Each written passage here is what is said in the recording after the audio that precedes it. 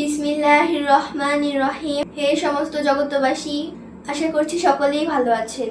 আজ যে আলোচনাটি করব সে আলোচনাটি হলো একজন ব্যক্তি অনেক ঋণগ্রস্ত হয়ে গেছে। ঋণগ্রস্ত হওয়ার পর সে বাড়িতে থাকতে পারে না, মানুষের যন্ত্রণা করে, খাওয়া দাওয়া ঠিক মতন করতে পারে না, গোসল ঠিক মতন করতে পারে না, বাচ্চা কাচ্চা ফ্যামিলি নিয়ে ভালো নেই। তখন চলে গেল এক পাগল ফকিরের কাছে, গিয়ে বলতেছে, বাবা আপনাকে বিশ্বাস করি, আপনি অনেক কামেল ব্যক্তি, আপনি আল্লাহর বন্ধু।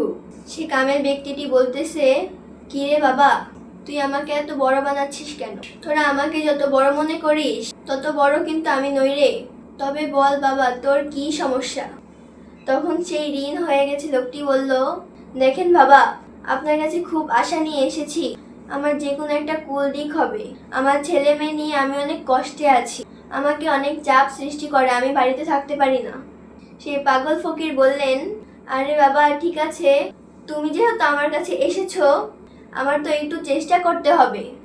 তবে বাবা তুমি তো আমার কথা মানবে, যদি মানতে পারো তাহলে তোমার এটা ইনশাল্লাহ ঠিক হয়ে যাবে, তুমি ঋণ আর থাকবে না, তোমার কোনো ব্যবসা বাণিজ্য বা চাকরি হয়ে যাবে, তখন তুমি ঋণ শোধ করতে পারবে।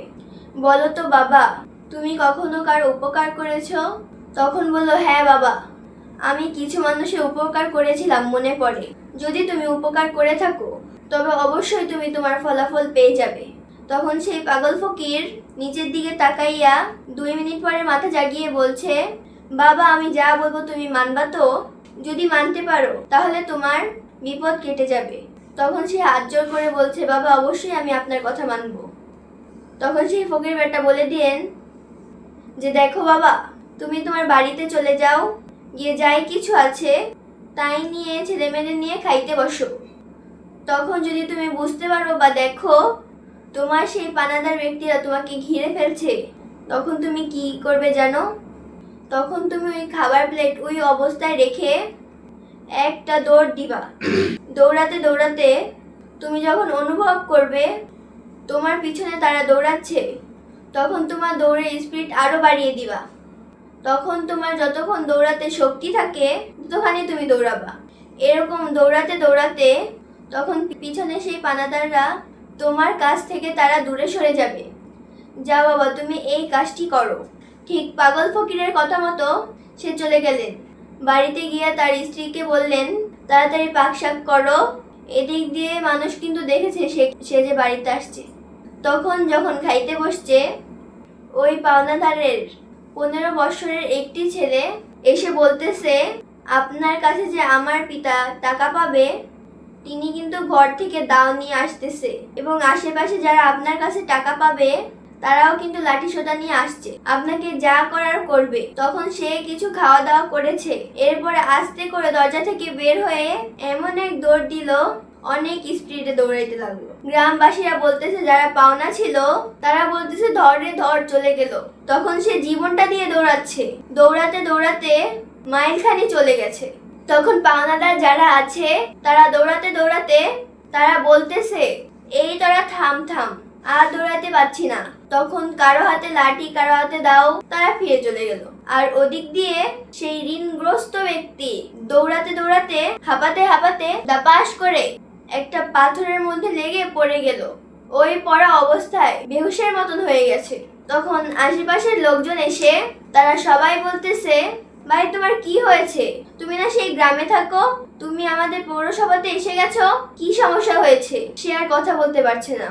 এমন সময়ে একজন ভদ্রলোক ওই তার দিকে তাকাইলো, তাকাইয়া বলতেছে, ওরে ভাই তোমার কি সমস্যা? তুমি তো অনেক ভালো মানুষ, তুমি তো আমার কত উপকার করেছিলে।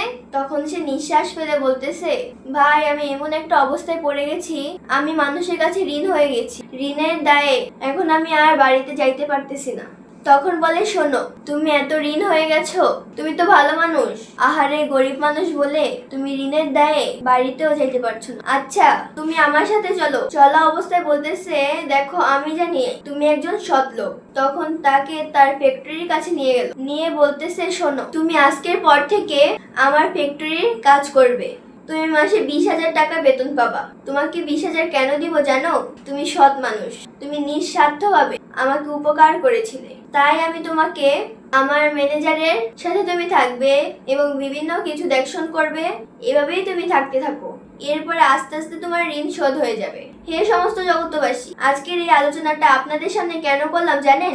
দেখেন সেই পাগল ফকিরের যে কথা, সেই পাগল ফকির কি বলেছিল, বাবা তুমি বলো তো জীবনে কারোর উপকার করেছিল নাকি? তখন দেখা যায় আমি উপকার করেছিলাম। সেই পাগল ফকির কি করে জানে? সে ঘরে ভাত খাওয়া অবস্থায় দৌড়ানি দিবে এবং সে দৌড়াতে দৌড়াতে ধাপাস করে পাথরের সাথে বাড়ি খেয়ে চিটপাটং করে শুয়ে পড়লো। ওই সময় সে লোক এসে পৌঁছালো। কিরে ভাই, তুমি তো ভালো মানুষ, তুমি তো আমার অনেক উপকার করেছিলে। তখন কিন্তু তাকে চাকরি দিয়ে দিল। দেখেন পাগল ফকির কি এটা জানতো নাকি অনুমানেই বললো? এটা কিন্তু আপনারা কমেন্টে লিখবেন। অবশ্যই এই আলোচনাটা কি বোঝানো হলো আপনারা কমেন্টে লিখবেন। আমাদের চ্যানেলটিকে সাবস্ক্রাইব করে রাখবেন এবং সকলেই ভালো থাকবেন। আল্লাহ হাফিজ।